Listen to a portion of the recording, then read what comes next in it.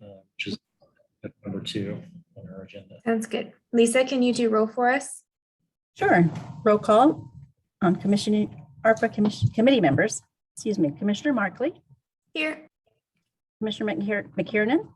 Here. Commissioner Bynum. Here. Commissioner Davis. Here. Alan House. Here. Ashley Hand. Here. Kathleen Von Atchen. And Commissioner Townsend. And Lavert Murray. That's it. Thanks, Lisa. You're welcome. Erica, if you would like to lead us in discussion of the application, that would be fantastic. Okay. The application was, I believe, emailed out to the group a little over a week ago. Is that accurate? Yes. For review? Okay. And at this point, hold on just a second, let me pull that up. I apologize.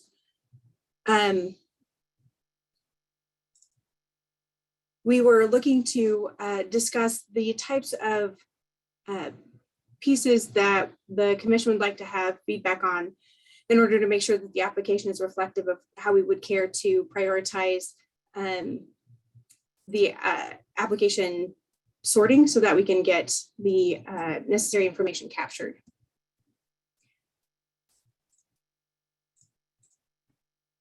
So of those pieces of information, we are looking to gather the business plan, the types of projects that the various entities would like to do, whether it's an internal department or whether it's a nonprofit organization, and that we want to make sure that we have solid plans so that the investments that we make in these organizations are fruitful and that we have appropriate accountability for those.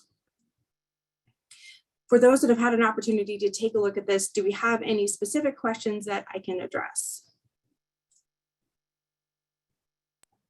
I'm trying to find my email here. Commissioner Davis? Yeah, I need to bring this, I need to find this as well. But one question that did come to mind.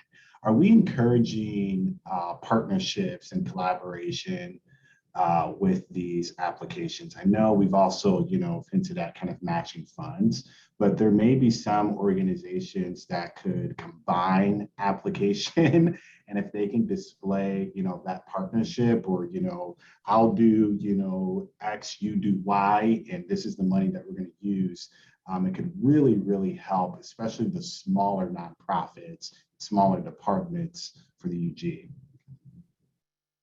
Thanks, Commissioner. Yeah, we actually prioritized in the CARES Act those who sort of jointly applied or came together to provide services as a team. So I absolutely agree. So I did find my notes, and I don't know what number 9 refers to because I pulled up my notes and not the application, but I said, I think we should ask whether they're currently in bankruptcy and whether they've ever been in bankruptcy or declared insolvent. I think that's important for us to know, because certainly that could concerns could arise if we're awarding money to somebody who's potentially insolvent or has been recently. I also think we should ask them to self-identify, and it could be that some of these trickled back to you, Erica, because I sent this email to Kathleen some time ago when we first got the application. So if you're hearing stuff and you're like, I think I already saw that, then sorry. No problem. I think we should ask them to self-identify which of our commission objectives or buckets they fall into. So, and that sort of forces them to think like, this is what the commission said their priority is, and I'm proposing this program that has nothing to do with any of those things. I want them to sort of self-categorize. And then in the CARES Act process, and I think it's a good measure for us, again, we asked them to identify the number of people they expected to serve or impact, and to identify the percentage of those people that were expected to be from Wyandotte County, which sounds kind of obvious, but some of these nonprofits serve metro-wide. They're not turning people away that don't come from Wyandotte County. So we want to have that information about whether they what number or percentage of people they're going to impact from our county if we're going to spend money on them. And then along with that, I think they should identify their primary service area. And I'm not really sure how to word that, but the idea is if we had 10 food banks apply and they're all in the Argentine neighborhood, and then there are a couple of food banks throughout the rest of the community, we would want to make sure that we gave food bank money evenly across the community rather than giving 10 food banks in Argentine money and no food banks anywhere else. So I think it's important to identify their sort of neighborhood service area within Wyandotte County so we can make sure we're getting a fair distribution or an appropriate geographical distribution for those services that are particularly more site specific. So those are the notes that I had. Any other notes from commissioners or thoughts?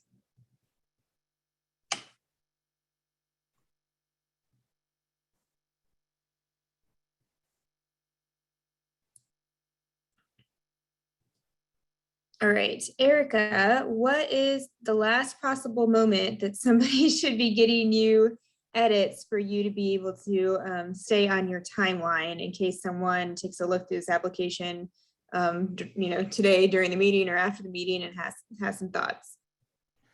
If we wanted to stick with the timeline that we have here, I think that was one of the other pieces that we were still discussing as of our last meeting, is if we wanted to keep the same timeline because it is so close to another grant opportunity that the UG is partnering on. And so if we would like to keep through, if we'd like to keep up with that, then I believe that we need that feedback within the next week so that we can get it incorporated into the portal process.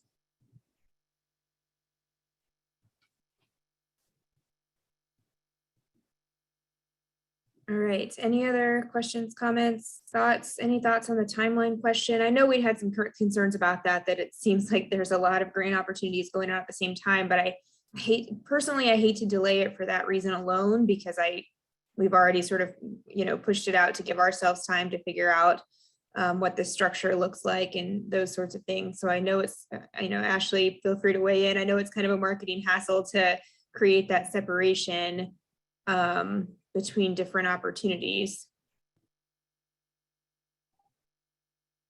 One thing we could do is we could do a pre-application webinar around the core kind of goal buckets so that we can kind of help people understand really what this means, what we're looking for, where those opportunities are. Some of the work that I've been doing is researching how other communities have been approaching their allocation process, and some of the kind of needs assessment work we could prepare in advance for those discussions to help kind of community stakeholders understand kind of at least what we've been seeing on the ground in the community, and focus those info sessions around those 3 core goal areas. I think that sounds fantastic. Commissioner Davis? Yeah, I just briefly want to kind of add my support for some sort of webinar, some sort of training. I've had some nonprofits reach out to me about ARPA, and then come to find out they're talking about the casino grant and vice versa. And so we will have to be very, very careful and strategic in making sure that there is some distinguishing between the two because of the timelines.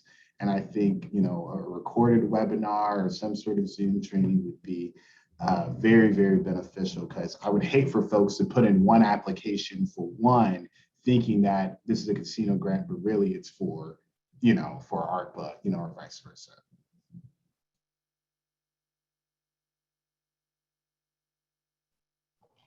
And Commissioner Davis, next Tuesday, we do have an info session on the casino grant that will be recorded and posted on our website. So we will make a point of making sure people are clear on where those differentiations are. So we appreciate that. Thanks. All right, anyone else? Just to be clear, your deadline to get any last minute comments on the application to Erica is at the end of the week, Friday. Let's say Friday, 5 p.m. So if you have any additional comments, get them to Kathleen. Probably could forward them on to Erica. I don't know if we have Erica's email address is handy, but just make sure you're getting those turned in this week. Brian, go ahead. Thank you. I will send in additional comments, but the one thing that strikes me a little bit as I read through the scoring criteria 4.2 and then the explanations in 4.3, as an applicant, I think I would feel that those are very broad. It's like, yeah, turn in a proposal. Are there particular criteria, with the casino grant, it has to align with commission goals. We've got 1, 2, 3, 4 I think the one thing that I would be looking for is a little bit more clarity on important information to include. Maybe there isn't, but that's just my thought, and I'll write that out and send that in.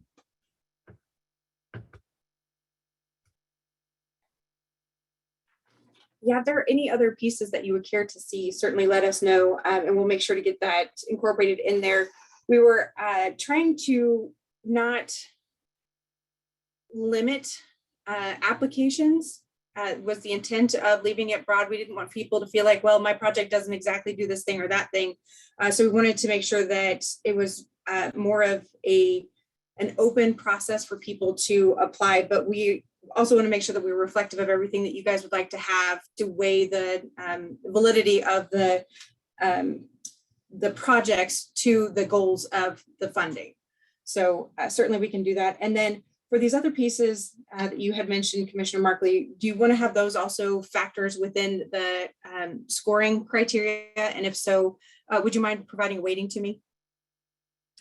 Yeah, I was thinking they would be part of the scoring criteria unless anyone else has other thoughts. Yeah, well, I don't know, we may need to have a broader discussion about weighting and how,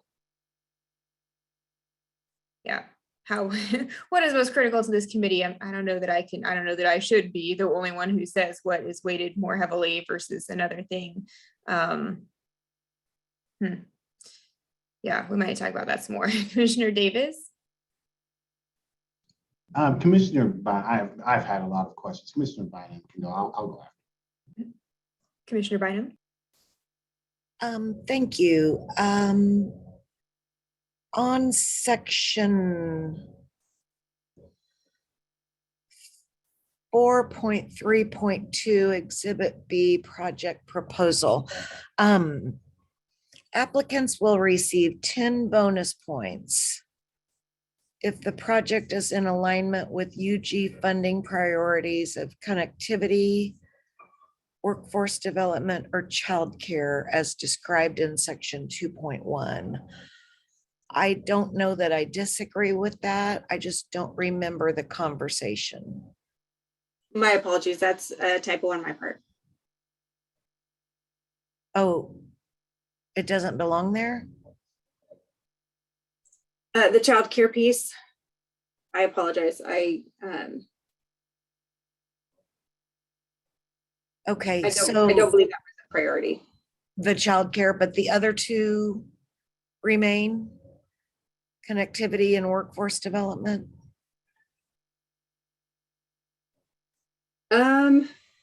I just don't remember the conversation. Yeah, I'm not sure we've had that. I don't feel like we've had a weighting discussion really at all in this committee. Okay. So yeah, I don't know that we had that I'm not discussion. necessarily. I don't know how I feel about bonus points for specific projects, but like you said, we haven't really, the alignment with the funding priorities are the community health and well-being, infrastructure and built environment, and organizational and community resilience. Those are the things that we have talked about. Anyway, I'm just kind of pointing that out as something that caught my eye. And I think that's a good question. And I think, that goes back to the question of waiting, not as in waiting, like let's wait longer, but waiting as in which thing weighs more. And I think the question is for Erica is probably, is that the way that other cities have been weighting things by offering bonus points, or can we decide how to weight on the back end as long as we're collecting the data on the front end, if that makes sense? Yes, this document is in alignment with what we've provided to other municipalities for these types of granting opportunities.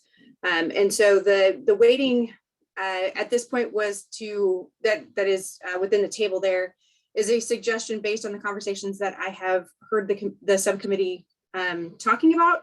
And so I was just trying to be reflective of those things. It sounded like they would be the most important to the group, but it's merely a starting point for conversation. These are numbers that I just was drafting on my own as I was typing up the document.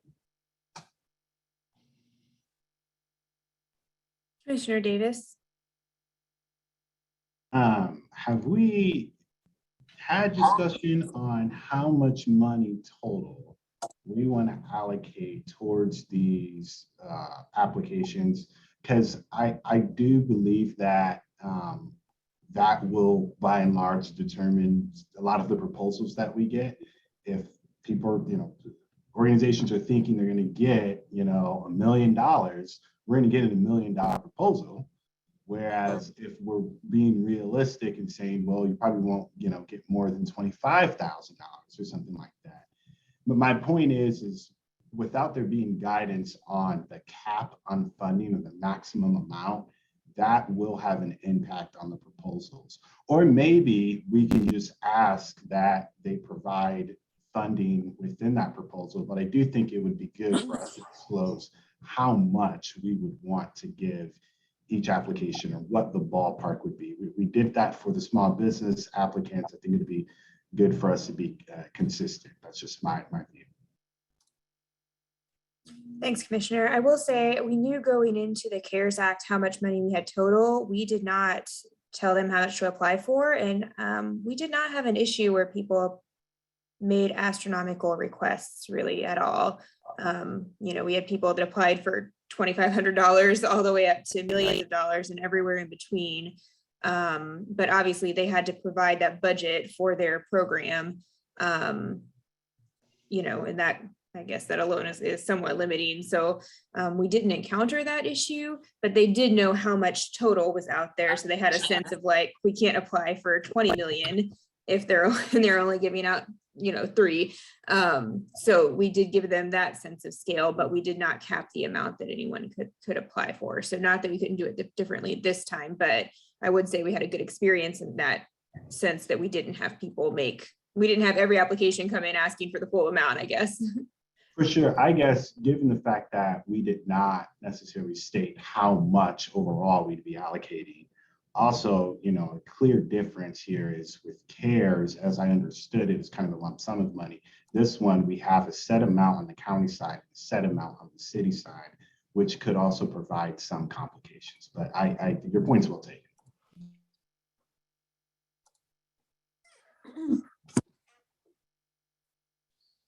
Yeah, and to answer the other part of that question, we have not had the discussion of how much money comes through this application. And we did talk about whether we could cram that into this agenda, and we thought probably not, which is probably a good thing because we're already a little behind. We just keep trying to shove things in there, but I do think we need to have that discussion. And I think, to some extent, it probably comes in conjunction with our infrastructure discussion, because if we're going to spend money on one, then there's less money to spend on the other. But I do think ideally, before we're posting this application out to the public, we need to be able to tell them that total, there's X number of dollars out there for the universe to apply for.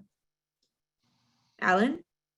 And just a little wrinkle, this time, so in the CARES Act, there was a nonprofit segment, and there were applications for nonprofits of that 3.7 million or so. A good portion of that was shelter and rental assistance and kind of immediate needs stuff.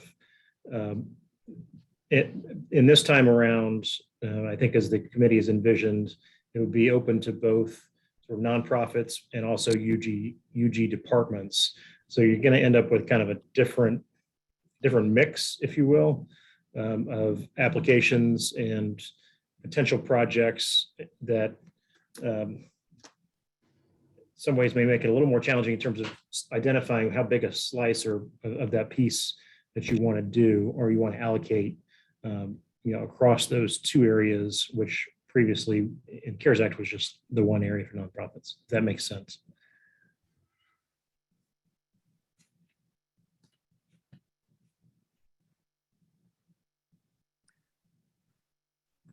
Commissioner Bynum? Well, I kind of hate saying this, but I wonder if and this probably isn't even the part of the agenda where I should say it, but we're going down this path, and now I'm wondering if we shouldn't go back to identifying what infrastructure, what parks, what internal projects are going to be done and their price tags, and know the answer. We are going to talk about that at the end of today's agenda. I will hold off because I'm starting to have more of a comfort level with knowing, as Commissioner Davis has suggested, kind of knowing what is going to be in the pot, so to speak, for the general nonprofit community to request. So I'll stop there.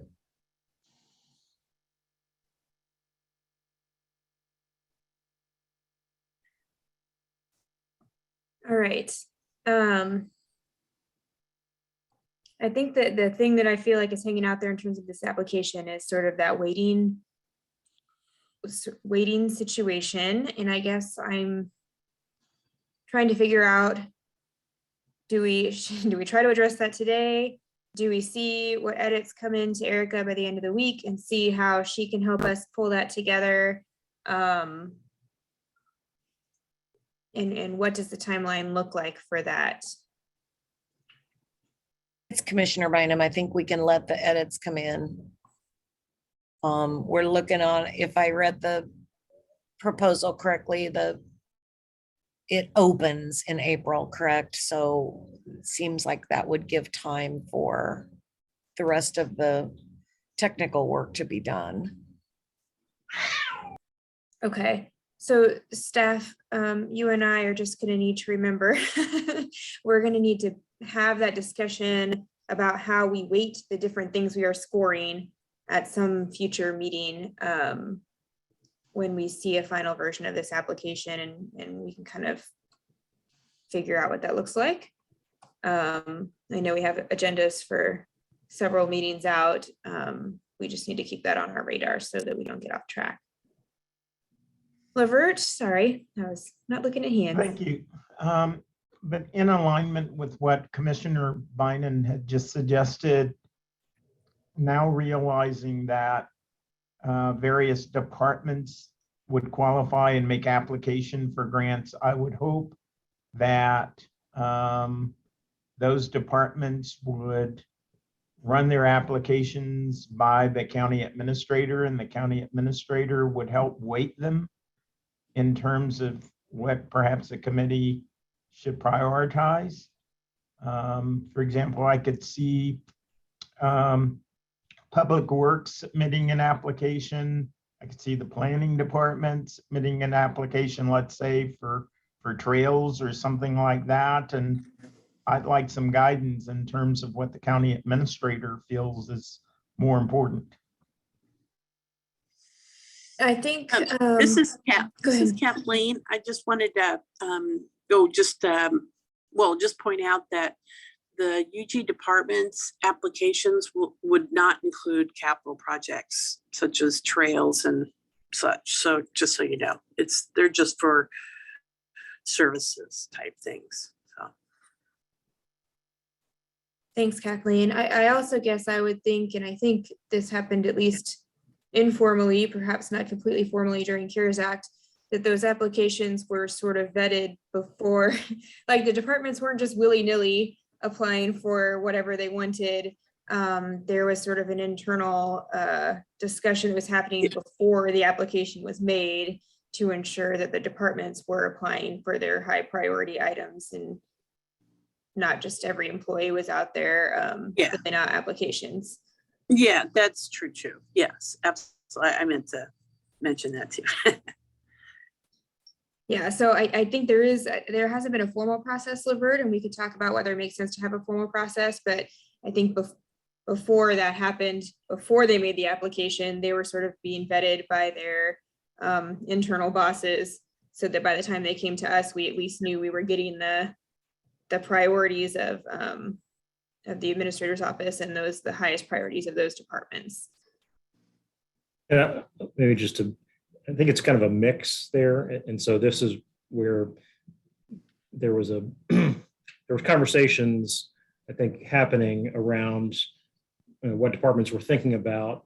then departments submitted their kind of applications, their ideas, and then that was sort of pre-vetted, if you will, in terms of prioritization and things that were removed that were not necessarily seen, they weren't priorities of the administrator. So I'm trying to think in my head how to kind of run a process that's not totally kind of we run a pre-process and then a submission process. So maybe we have to think about that. And Laverne, maybe you can help us kind of chew on that a little bit, what that looks like, so that we're both getting those ideas out from departments, but also recognizing that it's not just kind of a free-for-all, and you want the administrator to have a chance to weigh in on those prior to, their coming to this body for review. All right, what I have to think, chew on that one. That's a good point. All right, team, we need to move on in our agenda if we are going to stay even close to on task. So the notes are Friday is your deadline to get notes to Erica. And then the second note for me in particular and staff to remember is we need to talk about weighting those scoring criteria in this committee on a future date. So there you go. We need to talk about ARPA adopted allocations update. And Kathleen, I think, is going to lead us in that discussion. Yeah, so, well, it turns out my laptop is having problems. So I'm gonna need a little help from somebody. So the presentation that I was going to make is in the Teams folder. And if someone else could open up that PowerPoint and then I can talk to it, that'd be great. And it's in the Teams folder. Can someone open that up? Alan, maybe? I'm trying to get it pulled up, Kathleen. Oh, good. Thank you so much. Sure.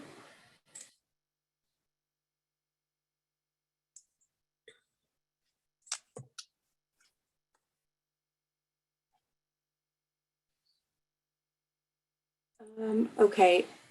And which file is it that you wanted? I apologize. It's the document. The non-direct aid one. That's going to come up later too. Okay. It's the allocations, spend so far. Do you see that one there? Any Allocation document, process? anyone that has the date February 22nd at the end of it, those are the ones we're looking at. ARPA allocations and spend, something to Kathleen, that. there's one that's ARPA projects and doggone it, expenditures status. Is that it? Yeah, that might be it. Does it have two on the back of it? I think it's this allocation spending one. It Hold is. on. Yeah, that one. Thank you so much. My laptop's talking. It's as if it's dying. I don't know. No. Trying to figure out how to open it and make it big.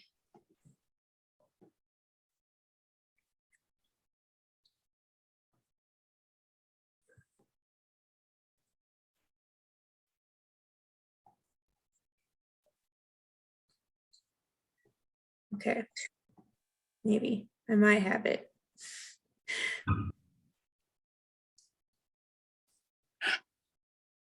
Great.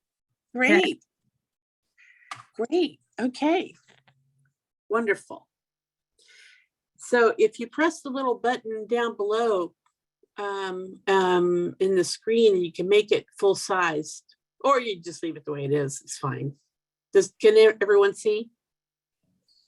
I'll try to find the little button down below while you're talking, but I don't have the little button. No, I think it's because it's a PDF. It's not a PowerPoint. Okay, so the reason I brought this up, and we don't need to spend too much time on it, but there have been a lot of questions about how much has been allocated so far, how much is left over or remaining to be allocated, and then how much has been spent so far. So some of these introductory slides we've already talked about before, but there's some committee members and in the public that haven't, for whatever reason, they missed those meetings and they haven't seen this. So just so you know, we got 2 allocations from the US Treasury, one for KCK and one for WICO, for the county, and they total $87 million. And you can see those 2 columns there, right? So, and I'm combining, certainly we're getting the allocations over a 2-year period, but this is combined all together, the 2 years of allocations. So back on August 26th, the full commission approved an immediate needs report, which is listed there. They also approved housing assistance on that same night of 1.8 million, which is on the county side. And then the full commission, as part of the budget process, approved revenue replacement, which was totaled $42 million across all the UG funds. And it was deposited in each respective fund based on how much their revenue loss was. Now, yes, we have had conversations that not all of that revenue replacement that's sitting in the UG operating funds has been spent. And so certainly we're going to get to that later on, when we know better the final year-end numbers, we'll have a better estimate of how much that unspent revenue replacement money is in the operating funds. But at the moment, we're thinking it's around 9.6 million, but that number will change because we're closing the 2021 audit. And so, we're still working through final figures, and the revenue replacement number is based on the estimates for 21. So we'll that 9.6 million, we're just going to stick with that number for now. But anyway, that's reflected down below at the bottom line here. We're going to stick with that number for now, but it will change. Then there was an employee incentive amount that was approved of $1 million split between city and county. And then the final thing is that several weeks ago, just last week, I guess, on February 10th, 3.4 million in additional needs was approved by the full commission based on the committee's recommendation for the public health department to continue their fight against COVID. So given all that, and including the revenue replacement number left in the city general fund, where we have a total of $31.7 million on the city side available to allocate and 7 million on the county side. Okay, so you go to the next chart, and this is so that you can see, in graphical terms how that looks. And so the amount that's left is right, is in the green. So, there's quite a bit more left on the city side than the county side, right? And then the next chart is just showing, the difference between the 2 years. You got the 21 and the 22, and then the total for that for Kansas City, Kansas. Just some, additional information in case you asked. That's all. And then the same thing for the Wyandotte County. As I mentioned, we get allocation from the feds twice, and we get them in May. So we'll get another allocation of 16 million in May. But, for the purposes of our conversations, we've kind of ignored the fact that the feds are giving us the money in 2 lump sums. So, so it's the same information, just kind of broken up. And then, all right, now one thing I did want to mention is that the federal government requires us to do some pretty complex and detailed compliance reporting. And so I haven't talked about this too much, but we want to make you aware of it. So the first report that was due was a few weeks ago on January 31st. So we submitted that. That was the project and expenditures report. And then that same report is due every quarter. So we have another one due in April.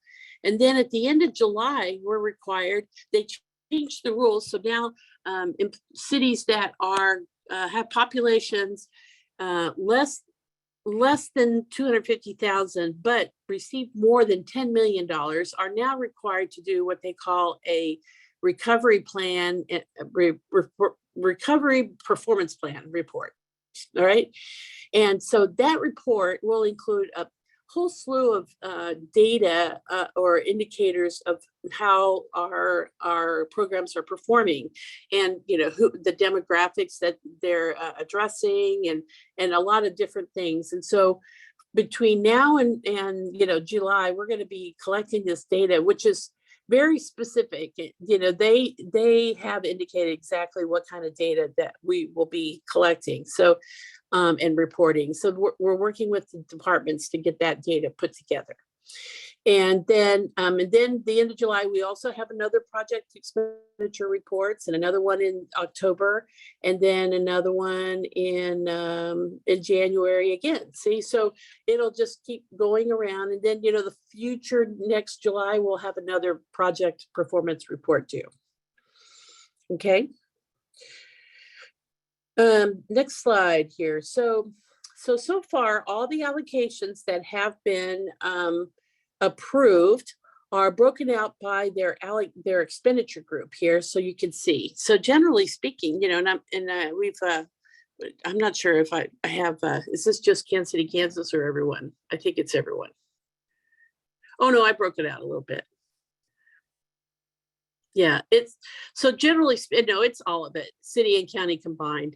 Public health has received 16% of the allocations approved so far. And when public health, I don't mean specifically the public health department, but just the public health in general as an expenditure group. About 8% has gone for negatively impacted communities. 3% has gone for services for disproportionately impacted communities. And, a big chunk of this has gone for revenue replacement, and 53% on the city side and 19% on the county side. And I do want to point out that, the allocations that have been approved so far, you must keep in mind that these allocations really are to address the immediate needs of fighting the pandemic. So as I pointed out earlier, there's a lot of money still open and available for allocations that haven't been approved yet. So, and the second point, so, there's plenty of opportunities to address these various public health and negatively impacted communities and so forth as part of your work as a subcommittee. And then the other point I want to make is that, the revenue replacement amounts were adopted because we tried to maximize the amount that is considered revenue replacement, because it provides the unified government and the committee with the most flexibility for how you can spend it. So if it's not revenue replacement, then it has to be specifically an eligible use as defined in the final rule by the U.S. Treasury. So that's why we chose to use this approach of maximizing the revenue replacement dollars, so that we had more flexibility on how to spend them.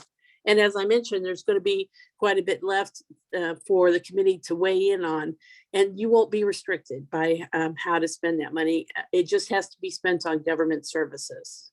Okay. So now we get into a few slides, which I provide specificity on how much money was allocated for the project, and then how much has been spent so far. And now, so two things I did want to point out to you is that, number one, we are about to implement a new software system that was, part of a software kind of performance tracking system that we already had in place. And we added a module to it so that we can provide better information on performance metrics. And so one of the things we're going to be doing for our ARPA website is adding the functionality so that we can see the expenditures of all these projects. We'll update it every quarter, but you can see them graphically on our website that we're going to be doing. So we're working on implementing this module so that the information that you see here that's in real detail, down to the dollar, that it'll actually have a better interface on the website, once we get this going. So it'll be a couple weeks or so. Next month, we'll have it ready to go and it'll look great. But for now, we didn't want to hold up on providing information. So for now, this is what we have so far. So we have a long list of projects, and then the amount that we've spent so far. And so the first one was the project specifically. And I did want to point out, this is how much has been spent. It's not necessarily how much has been encumbered. A lot of these projects encumbered funds and are ready to spend them, but they're working on it. The other thing that I did want to point out is it doesn't seem like we spent very much money. Well, so when the projects were approved, they were approved the last few days of August. And so that this only reflects its spending through December. And so that was basically, 4 months of spending. And this new ARPA legislation, it's a lot more strict about procurement procedure requirements than the CARES Act was. So it takes a while for us to go through our RFP processes and to meet those compliance requirements. And so that has delayed the spending a little bit too. So I mean, the departments really are, working towards implementing these projects. It's just perhaps maybe the spending doesn't seem as great as you would like to see them. The second slide here that you're showing here, that's basically broken up by department. And that's because someone asked, one of the committee members asked, to see this by department. So here you can see it by department. And you can see naturally public health, which received quite a bit of the funding so far, has spent the most. And that includes that $1.8 million in housing assistance that we had the United Way administer for us. And then the last slide is right, more allocations, right? That's the same. So it's by project. So that's all I got. That's I hope that's helpful. We do plan to present this on the website, but we're going to do it a little bit more, more interesting way. So anything else on that? All right. I'll take some quick questions. If you have more drawn out questions, I'll probably have you get with Kathleen separately so we can try to get back on track, back on the horse here. So Commissioner Davis. Yeah, thank you. Yeah, I would just say, I wasn't a big fan of the public health, spending. And I know that, we don't vote for it on the consent agenda, but Kathleen, are there any other things within the final rule that is going to shift or change anything? Because I know for our community, it's kind of tough and quite frankly, disappointing to see how much money has actually impacted when we've been telling them millions of dollars is coming. What was your question again? So yeah, the impact of the final rule. Like, are there any other foreseeable changes that you see coming that will impact our allocation? No, I don't see any other things. I mean, the reason public health received so much so far is really because the money is to fight the pandemic. So, the monies that have been allocated thus far were immediate needs relative to the pandemic itself, rather than and then you as the subcommittee are looking to, with the remaining funds available, how to allocate them in order to address the long-term, needs of our community, that, communities of color disproportionately impacted by other socioeconomic conditions in our community and so forth. So that's going to be all part of that, that nonprofits allocation or nonprofits application process that we're doing right now. So it looks a little weighted at the moment, but as a committee, you're going to be charged with addressing that. Does that help? Well, I guess what I'm trying to hint at is because we know we had a situation with one particular nonprofit, and I'm assuming there are others where they were supposed to get a certain amount of money that was allocated during the summer, and it was supposed to be through some partnership through the health department. And then that funding basically was not taken away, but wasn't given to them because we got new rules from the Treasury Department saying we needed a procurement process. We could not just handpick who we wanted to give money to. And so I was just trying to get at that question, but I know we don't have too much time, but I do think we should make folks aware of where things are regarding that. Got it. I understand. Yeah, right. I don't foresee any other issues arising. No. Okay. Other quick questions? So, yeah. All right, we are going to move along. If you do have other questions about that presentation, I know Kathleen will be overjoyed to talk to you offline to get all of those questions answered. I will just note, I turned my video off because it said my internet was unstable, so I'm trying to help make sure that y'all can hear me. I think next we are moving on to the grant, the other grant opportunities. And Kathleen, I do have it pulled up. Do you need me to share it? Yes, please, because my computer is not working at the moment. So this one I'm going to go through real fast. And then at the end, we're going to have a presentation by Peter Finkel, who is with a firm who is going to help us write a bunch of, with your approval, a bunch of grant applications related to infrastructure from the infrastructure bill. All right. So this is just a few slides. Wanted to point out that there's been a lot of activity on the grant application front. But first, I want to tell you real quickly about our FEMA reimbursement. So the second slide here is that we are right now, in the middle of doing a lot of FEMA reimbursement applications. So the first one was already submitted by the health department, application number 1, and we've received already $2 million from that. And then another $670,000 was received just a few weeks ago. So we've almost received all the money that we applied for under application number 1. There's only about $900,000 that we're waiting on for that. And we don't have any, we're pretty sure we're going to get that other $900,000. The second application's in the works right now too. That one's for $2.57 million. And of the total, 1.6 million of it is actually part of the current ARPA immediate needs, right? So if FEMA decides to fully approve the $2.57 million that we are submitting very soon, then that means that you are going to get 1.6 million more on the county side in ARPA allocations to spend.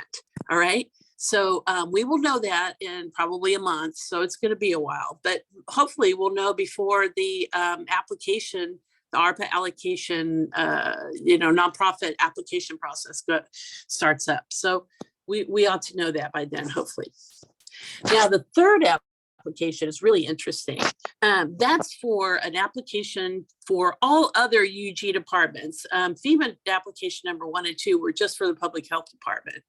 And right now we're working with iParametrics, and thank goodness for them, because they're looking through 1 million lines of transaction data to identify all of the expenses that have occurred over the past 20 months to determine those that are eligible, and so that we can submit one great big application for the rest of the UG. And, I can't even begin to guess how much that's going to be, but it could be in the millions of dollars. And that's due April 1st. So iParametrics, thank goodness for them. They've got the resources and staff to go through all that data, and they're going to help us put that application together in the next 6 weeks. So that's really exciting. So, and of course, President Biden extended it through April 1st, and all of the reimbursements are 100% reimbursable. There's no, splitting or 75%. So now here's the exciting other part is that the grants management division has been monitoring all of the various ARPA, and we're talking ARPA, the Grand ARPA Act, the 600-page ARPA Act. There's a lot of different departments that are offering grant opportunities now that, it's been about a year since the act was approved. And it's taken the U.S. federal agencies that long to develop their grant programs, and they're now just about to be released.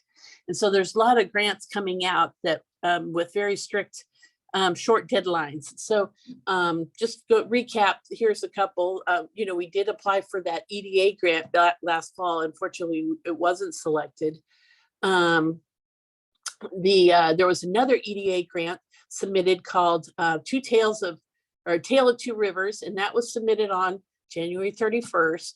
We are looking for a candidate to submit a real-time crime center application. We haven't found a grant to submit for that, but we have the project conceived. And so there is the Kansas Department of Commerce's via ARPA building a stronger economy, which is the base grant. And that's the big one that you all had a special session about last week. That is due the end of the month, and iParametric and the work group from the various UG departments are developing that application right now. And it's for, I think, 2 projects. Then there's also a grant application through the Kansas Spark Committee called Tourism Attraction Subgrants. It's called TASK. And that one is, they're working up the projects. They haven't really decided, but they're studying whether it should be Caw Point or Quindera Ruins, so the Memorial Hall. That grant can only be for, I think it's limited to $250,000, and there is a 50-50 match on that one. And it's not due till March 11th. So that one's in the works. The next grant, the next page. All right, so there's the big RAISE grant, which is Rebuilding America with Sustainability and Equity. Right now, that one is being worked. It's the bi-state reinvestment corridor. It's at the moment costing about $25 million. There is a 20% match. That's not due till April 14th. So that's when it's in the works. There is a National Oceanic Atmospheric Agency grant, which ranges from $250,000 to $500,000. And those are the 3 kind of projects that they're looking at as well. The full application is not due till March 17th. And then lastly, there are 3 grants that were submitted this past week, and it's from the Kansas Spark Committee. And one of them is for the microtransit State Avenue bi-state corridor for $2 million. One is for West Patrol Police Station and Community Center for $4 million. And the third one is filtration systems and various retention bonuses for sheriff employees, which is estimated to be $1.1 million. Those were all submitted in last week, and we'll hear more about those if they were awarded in April. And so those are the grants that we have in the works right now so far. Okay. At this point now, I'd like to Kathleen, hold on yes. 1 second. So I think there was actually another late ad that Jeff Fisher wanted to update this group on, which was the MidAmerica Regional Council, I believe, transportation grants. We have just a second, Jeff. You want to? Thank you. I'm gonna, in the interest of time, because we still have the streetlight to go through and probably other things. Sarah Schaefer is going to quickly highlight the MARC program opportunities that are in front of us now with an April 1 deadline. We'll go to standing committee on Monday. Then we could come back to this committee in March, but since the deadline's April 1, we'll probably go to commission March 3rd. But she's going to give you a high-level overview of this MARC program. Sarah? Well, actually, me, Troy Shaw giving it. Sarah had a meeting at 2:30 that she had to get to. So, so I will, if I can share my screen real quick, maybe.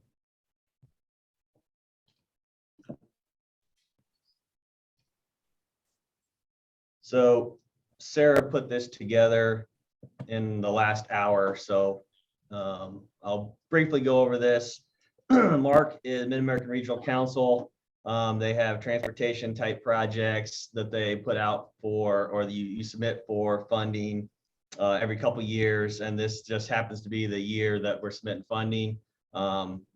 This is outside of all the other grants that have been going on. However, it is these grants are impacted by all other stuff because I think MARC is getting additional funding for these.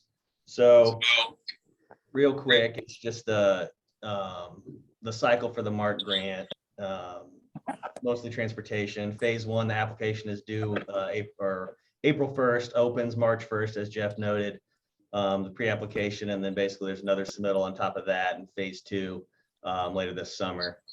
So this just all for time. This is just the additional money that's getting added to MARC most likely. We don't know exactly where all it's going. There's the different MARC programs, the pluses, these numbers, the funding is what was done previously. The pluses are what kind of how much additional funding we think are going to go to that based on the bills that are out there right now. We don't know those numbers yet.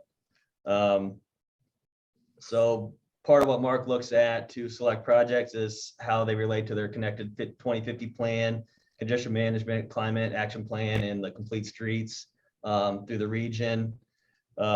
This is just, again, the timeline of the grant application. A couple of projects we've done previously through this, Merriam Lane, Leavenworth Road that's going on right now, Safe Routes to School projects we've received grants through from the past.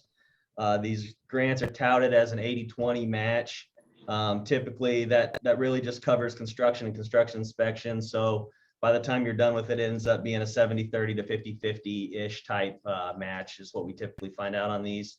And then here's the big thing what we're actually getting to real quick is probably can't read this. And I apologize, it's hard to fit all the words. So this is based off of our CMIP scoring system roughly is how we started with this list of projects. And then we kind of compared them to what these projects fit, if it fits with the MARC criteria that they're going for this application. We still got some work to do to refine this list, cost estimates, scoring for projects. But basically what we're looking at here is the #1 project on this list is adding to the 6th Street improvement project we have, which basically would allow us to make improvements to Central and 6th, as well as completely redo the infrastructure, the storm sewer infrastructure that's needed through there and the road, get all new pavement and make sure our signals are upgraded through the corridor, which is basically 6th to, or Central to Armstrong, then Armstrong down to the viaduct. So that's kind of what we're recommending. And the big part of that is that our matching portion is already funded.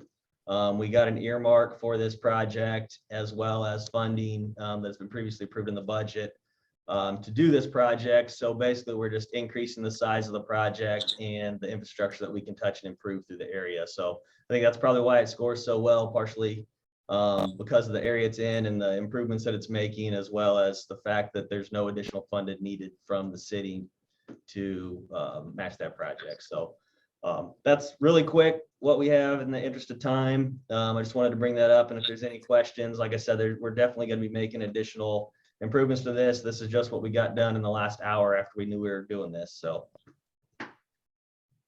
Commissioner Bynum.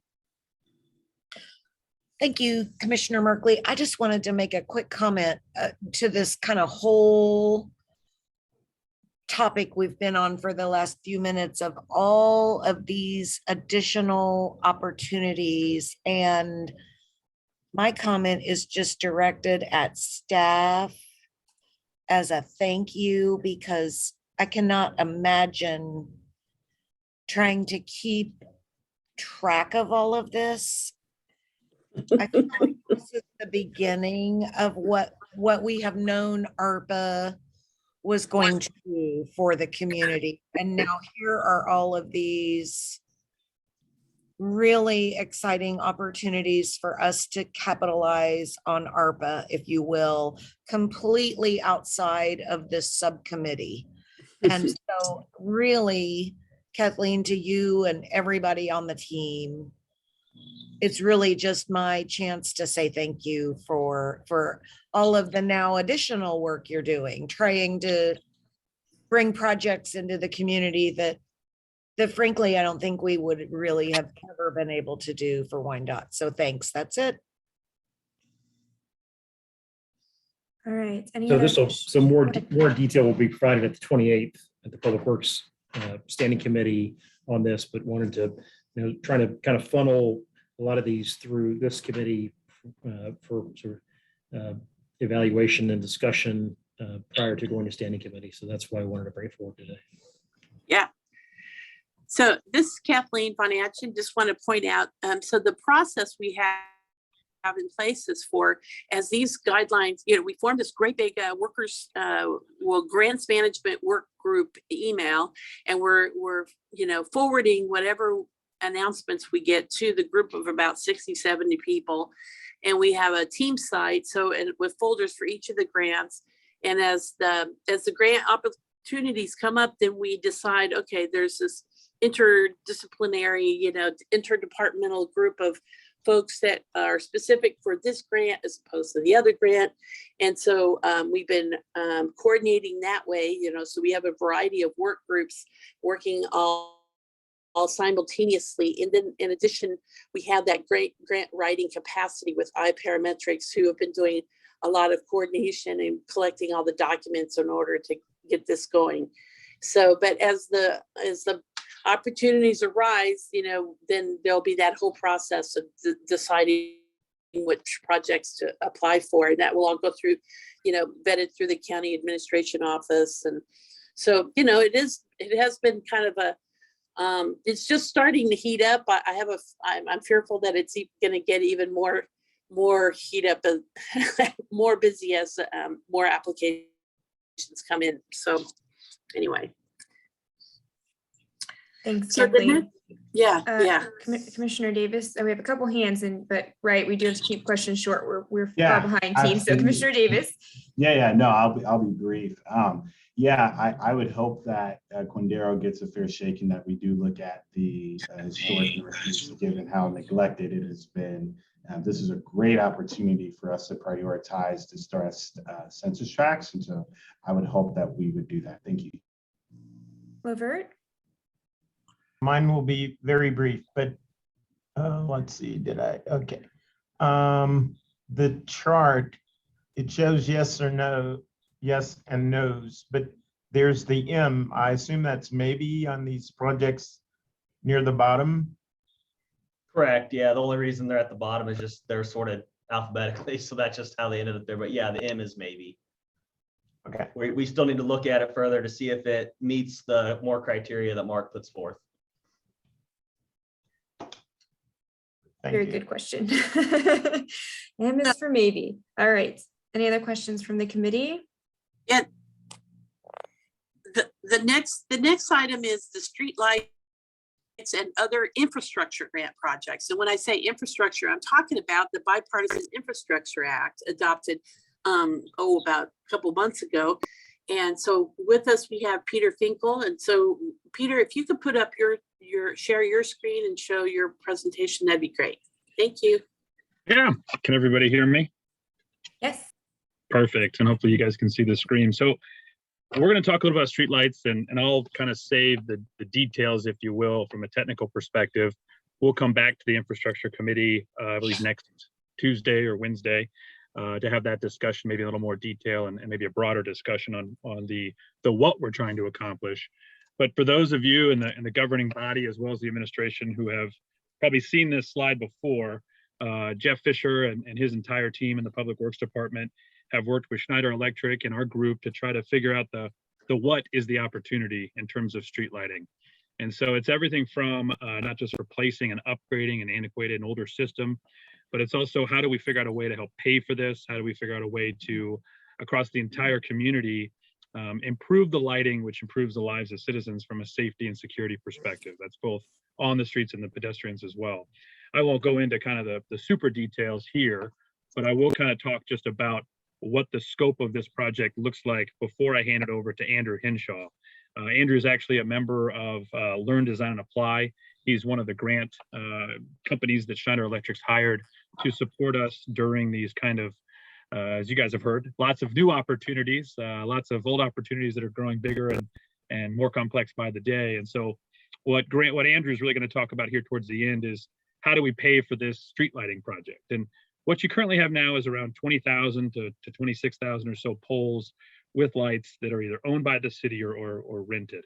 And the problem or the challenge that you all have is how do you justify the replacement? because currently BPU actually manages and operates those streetlights. So when you pay for the improvements, you know, the net cost of operation actually is reduced on the BPU side, not necessarily on the city side. And I think we've had a few different conversations back and forth, and I won't kind of go into those details here just in the effort of time. But really kind of the goals of what we're trying to accomplish is a full citywide replacement, full city and countywide replacement across the entire UG, adding additional poles where needed. The bulk of those will really come as we finalize or start to kind of compartmentalize the design aspects needed for a streetlight replacement program. Antiquating or adding to, the old streetlights or the new streetlights, kind of a smart cities introduction. So being able to actually manage and control the lights through smart nodes and controllers. And then there's a significant portion of this project that we would look at helping to upgrade some of the electrical infrastructure that's currently just aged and needs to be upgraded or replaced. And that's, you know, varying depending upon where you're at in the city. And so that's kind of the current challenge of what we're trying to pull together from a scope of work perspective. So what does that mean for you all in terms of the net benefit financially? And so what we started to put together is, knowing that the BPU owns and operates the system, we said, well, if the city owned it, right, in a typical model, we would leverage the energy savings and the operational savings to justify that investment. And what we're really looking at here is, okay, pretend now for just a second that this is the net impact across both BPU and the city. So you get that energy cost reduction of a little over $1.5 million annually. You get the maintenance cost reduction. So you're in the ballpark of about a $2 million net reduction in the overall operations of your streetlights just by upgrading these LEDs. And so the challenge we've always had is, well, where do we go to find the funding to start this project, to get something rolled out to where we can do a mass replacement? We can have an equitable piece across every single part of the city and really allow us to upgrade these in a seamless transition over the course of a year or two that allows the city to then have this upgraded system across its entire infrastructure. And the hurdle has always been, how do you fund it and the financing available? So what I'll do is I'll turn it over to Andrew. And again, I mentioned Andrew just briefly, but he's a part of our team now from a Schneider Electric perspective through Learn, Design, and Apply. They're a third party that we leverage. And Andrew's going to go into a number of grants that are currently coming available or are available, and how we're going to go about potentially looking at getting your support to go after these, working with the administration and staff to submit on these grant applications. Andrew? All right, thanks, Peter. And thanks everybody for having me today. As Peter had mentioned, my name is Andy Henshaw. I'm the Director of Business Development for Learn, Design, Apply. In a nutshell, we look through the legislation and see how that legislation is going to translate into grant funding dollars that you can pursue either from formula programs or competitive applications.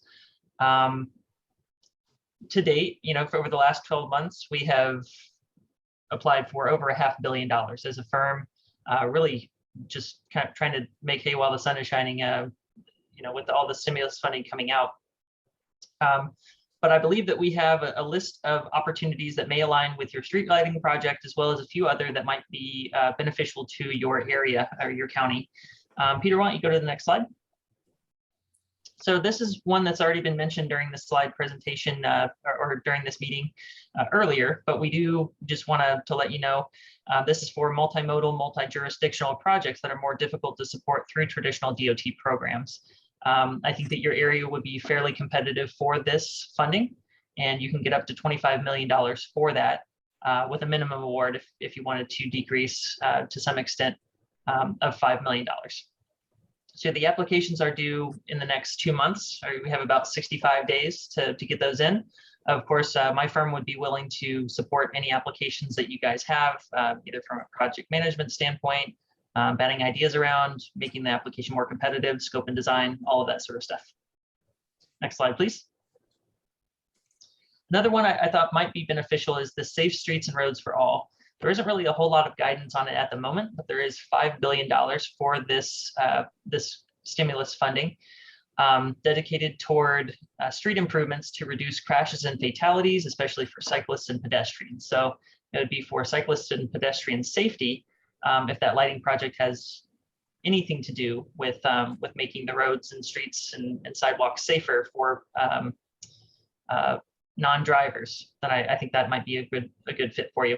And as you can see, the application is expected to open in May of 2022. So we have a few months. It'll probably happen right after the RAISE grant is completed for that deadline. So we can pick right up on this one afterward. Next slide, please. This is very similar to the RAISE project, and there, again, isn't really a whole lot of guidance on it just yet. My assumption is that most of these programs that are being created from scratch will go through some sort of public comment period where they produce a rough draft, and then they can make special tweaks to each of these grant programs from public comment. But again, this is expected to open in May 2022, and it has a very similar multimodal, multi-jurisdictional overlap for these large projects that are expected to occur that might need various stakeholders involved that together can apply for one application. Next slide, please. And then looking at the additional grant opportunities we have here, there's the energy efficiency and conservation block grants. I would assume that you guys have either engaged with this program or have at least heard it mentioned before. There's an additional investment of $550 million through the Infrastructure Investment and Jobs Act, and that is expected to have a deadline of fall 2022, probably more toward winter, just judging by the delays for pretty much every other program that we're seeing. And then some additional grants that you may be interested in would be the $7.5 billion in charging and fueling infrastructure. That would be $5 billion from the state allocations, and then additional programs, $1.25 billion each for corridor charging and then community charging. And then lastly on this slide, we're looking at bus and bus facilities, where you have the ability to rehabilitate bus facilities and upgrade or replace existing fleets to low or no emissions vehicles. So moving toward compressed natural gas or to electric. You can, again, just replace the buses and then also upgrade the bus facilities structurally or to improve that EV infrastructure. Next slide, please. And I think it's back to you, Peter. Yep. Well, and I think that, the reason we want to kind of introduce these grants is really what we're trying to establish, and working with Kathleen and with Jeff, is creating that narrative for these projects that allows us then to go after potentially multiple grants at the same time. There's a lot of opportunity within the streetlights to kind of bend that towards the safety and resiliency, if you will, of your infrastructure, which is really what is the center of some of the IIJA kind of guidelines in terms of what these dollars are supposed to be spent on. And so we're trying to get out ahead of this as much as we can and try to further the opportunity for you all to improve the street lighting and really improve the safety and security within the unified government as a whole. And so kind of open up to questions, or Kathleen, I'll probably turn it back over to you or to Jeff to kind of make any additional comments. Jeff, go ahead. Yeah, thank you. And thank you, Peter and Andrew. As most of you know, the streetlight problem is, from an infrastructure perspective, is one of our tougher problems to solve because of the operation management ownership structure between UG and BPU. So we are optimistic that we can use some of these opportunities to tackle some of the system. I think initially we believe focusing on that eastern third of the city is best. As Peter mentioned, not only are the lights a problem, the hard infrastructure, the wiring part of the system is also a big problem in some areas. So that's what we'd like to address. So that's what we have. We'll take any questions. Thank you. Thanks, Jeff. I know this has been on the radar for a while now as one of those projects that we know would be of huge long-term impact, and it's just a short-term problem of trying to fund such a huge project that has been an issue. Commissioner Davis? Is it possible for you all to send us both this presentation and the MARC presentation, just so we have more time as subcommittee members to look over this information? Absolutely. Yeah, Commissioner, we have the streetlight project in the folder under the presentations folder of the subcommittee team site. And then we can add this MARC presentation, which was just provided, in the last, they just put that together. So we'll put that in the folder too. Thank you. Thanks, Kathleen. And Mr. Murray? Oh, you're still in. you mentioned in your presentation that the projects had to be multimodal, module and interjurisdictional. Define that. What does that mean for these grants? Andrew, you want to speak to that, or Peter? Sure. Yeah, and my understanding is that it's a variety of different stakeholders that will need to be involved for a variety of different reasons. But I think what Peter had mentioned is that there's a difference between ownership and operation, and that would be a perfect example of having that multimodal and multi-jurisdictional sort of effort occurring for this project. Okay, what does that mean? You know, different ownership? Well, maybe there's. If there seems to be a conflict in, let's say, moving forward with the grant application because the owner and the operator are different, and there might be some conflict on who pays the bill for the, let's say, investment or the rehabilitation of certain infrastructure, that would be a perfect example of where federal funding can kind of ease that issue, again, of being the primary applicant or the primary responsible owner of these grant funds. In this case, both the operator and the owner can embark on this project to benefit the community. This is Jeff. If the UG could do a more traditional project, but can't because the UG doesn't pay BPU for the system, for the operation and maintenance of the system, except for a small fee each year. So that makes it problematic to do a more traditional project, which has made it a tough problem to solve. Hope that answers part of your question.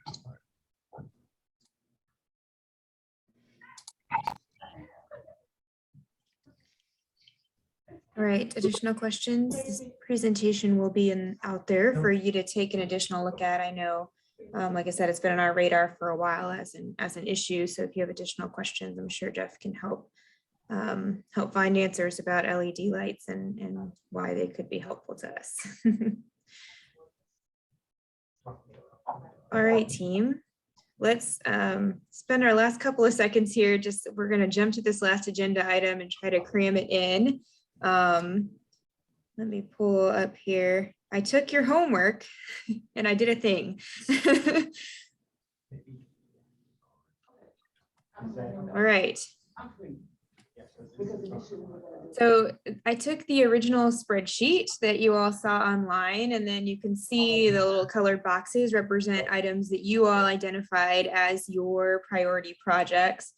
And then what I did is I started to take out some of the items. So in this first tab, I took out the items that didn't have any votes, or that only had one vote, and I'm using vote loosely, obviously, but just didn't have anybody identify that project as a priority. So this is our 2-vote spreadsheet, but as you can see, the problem here is we're over budget in both our city side and our county side if we included everything that got 2 votes or more. So I said, all right, so I did 3 votes or more, and this does seem to get us to a pretty good place. So this is with anything that got 3 or more commissioners saying that it was a priority. It does get us under budget on both the city side and the county side. And then we're gonna talk about this Lombardi Drive issue, but then I did an additional one without that Wyandotte Lombardi Drive program. And then I did one that just shows the projects that got 4 votes. We did have one on the city side, one on the county side. We all agreed on these 2 projects. So I think that's great news for those 2 projects, but I just wanted to show those separately. All right, so the reason that I've highlighted this Wyandotte High project is that over here, there's a note that says that it needs to be coordinated with the CSO 55 construction project. The problem with that is not a single commissioner identified that CSO 55 construction project as a project that we wanted to move forward. And I'm guessing that was because it was a $17 million project. So I would like Public Works to have a little discussion with us about whether we can move this project forward separately or whether that doesn't make sense. Because if it doesn't make sense, we should take it off the list. But people identified it, I think maybe either not seeing the note or just hopeful that we could move it forward separately. And the note does indicate that it needs to go in conjunction with that larger project. So Jeff, I don't know if you can address that or if somebody else is the best person, but just looking for more details on that project and how it reacts to the other one. Okay, I'll have to lean on Troy or Trenton would be more ideal. And I'm not sure Trenton's joined us today. Troy, do you have any background on that? Sorry, I was talking to someone else in my office, so no, I don't. Wyandotte High Lombardi Drive area. I know Schaefer and Trenton were on this. Yeah, I think that's part of the, I think some of those include, I want to make stuff up. I probably shouldn't talk. Trenton would definitely know more about it. I'm sure it's related to CSO stuff as well as improvements along with the CSO that could be done. Sorry, Commissioner, we're not prepared for that. Mr. Kelly? Yeah, Commissioner Mark, I was just curious, will we be able to have this document where you guys kind of went through this voting tab and just for us to kind of review it? Yeah, so I should say this is out on the Teams page under the other resources, I think is the folder name. And there are actually two of them. And I didn't remove, when I replaced it, I didn't remove the old one because I was afraid somebody had already looked at the old one and they'd be like, hey, where'd that one go? So there's one. There's one that didn't include all of Commissioner Davis's comments, and then there's a second one that says revised. So the one I'm showing now is the revised one. It is the final one, including every commissioner's priorities. Like I said, I just didn't want to remove that other one because I was afraid people would say, wait a minute, I looked at that other one, and then it suddenly disappeared. So so it is out there for staff to take a look at. Also, you can double check me and make sure I did do it kind of quickly this morning, so you can make sure I didn't miss anything. Okay, no, that's great. I thought it probably would be. I just wanted to ask, and I knew that if the other one was there, kind of even as a baseline. So that answers my question. Thank you. You're welcome. Jeff? How would you like us to, address your question next week or through an email or? Yeah, I mean, I think we're close. I guess I would say to the commission, my recommendation was going to be that we look at this 3+ vote option as our recommendation for infrastructure projects. The question I think we need to resolve is whether it includes or excludes that Wyandotte High project, depending on whether it can move forward without that $17 million project going on as well. So by my rough calculation, if we were to move forward, or I should couch this. My recommendation is that we move forward with the city side recommendations. Which in my rough calculation is that if we were to move forward with the projects listed here, if we're including the Wyandotte High project, that would leave us about $14.2 million to spend. If Lombardi comes out, then it's $17.6 million left to spend. I am not recommending that we move forward out the county side because we are having a meeting in a couple of weeks with our city counterparts from Bonner Springs and Edwardsville. I want them to have a chance to weigh in. This would obviously spend down the huge majority of what remains of the county side funds. So I want to be able to present them with kind of what we came up with internally and have a discussion about what their preferences might be before we make any decision on the county side. So my thought is we could move toward resolving the city side infrastructure recommendations. We would have this county side information in our back pocket to be able to have that discussion with our county counterparts. At least we've kind of taken some steps to narrow the list, which I think is helpful. And that's sort of what I had in mind to present and discuss today. Jeff, did you have something else? I don't, thank you. Okay, Commissioner Davis. Yeah, will not take long here. So I recently was informed that there's a $250,000 grant that Eisenhower Middle School, so it's Eisenhower Park, has received, and there's quite a bit of stir regarding the unified government's role in that. I did speak with Angel and Emmerich. They do know I'm interested in this, and Bynum, Commissioner Bynum, I also included you on that. I'll send more information to you, Commissioner Markley. That way you kind of know. But one of the reasons why I was hesitant on sending it was because I was getting that information, and there may be some conversations on requesting that we spend some dollars on that project as well. And so for just a little bit more context, it would be a project. $250,000 came from LISC in the National Football League, the NFL, but the project's been augmented to improve turf football field, new track, as well as some other bleachers and other amenities for our youth. And so I'll get that information to you soon, but I think it's an amazing opportunity. And obviously with that being my district, I would love to see it come to fruition. Thank you. Okay, so all that being said, this is out in the team site for the review of the committee members. Jeff, I would like for your team to be able to clarify the Wyandotte High Lombardi situation for us in that next meeting. So my hope is we could circle back to this in the next meeting, hear about how those two projects interact and make a decision as to whether that one can be included or excluded from sort of the recommended city side group. And then my hope is that we could settle in on a list of city side projects to move forward. The county side, we will reserve for discussion with our Edwardsville and Bonner Springs counterparts in that county side meeting. And then that will give us a basis to begin that discussion of, okay, how much is left over and how much of that goes into one of our other buckets and how much of that is reserved for the application process. And I think that's really, at least in my mind, that's the next step for this group, is to figure out what is the infrastructure bucket taking up and what is left for other projects so that we can begin to sort of divide out those buckets and get an idea of what money is allocated where. So sound good? All right, take a look at the spreadsheet and let me know questions. Let me know if I messed anything up. Like I said, I was doing it quickly. I think I got all the right columns in the right spots. But if you notice any mistakes, let me know that as well and we'll get them edited.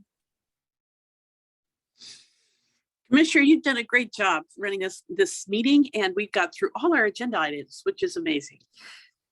We moved through some things a little bit fast, but definitely guys, do look at that information on the team site. If you have any trouble getting on the team site, let staff know, they can help you out. And make sure if you have any questions, you let staff know or you let me know so we can make sure that those are addressed either to you personally or in a future meeting, because I know we did move through pretty quickly today, but I appreciate your willingness to move quickly and your patience as we got through yet another wonderful meeting. All right, thanks guys, see you soon. Thank you. Bye. Thank you.